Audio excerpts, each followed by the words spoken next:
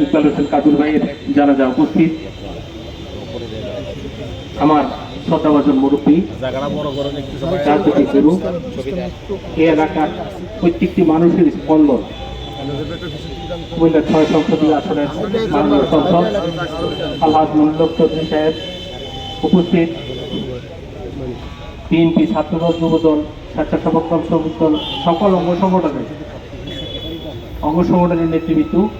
এবং এলাকার আলেমে দ্বীন, আমার পার্টির সংগঠনের কর্মীবৃন্দ, সবাই আমার সালাম এবং শুভেচ্ছা এবং আসসালামু আলাইকুম ওয়া রাহমাতুল্লাহ। ৮০ দশকে যখন আমি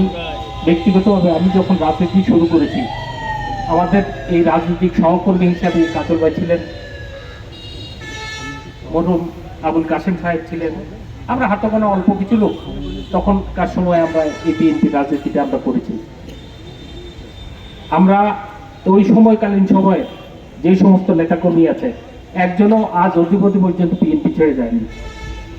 আমরা দুঃখে হোক কষ্টে হোক আমরা এই বিএনপি রাজনীতির সাথে জড়িত ছিলাম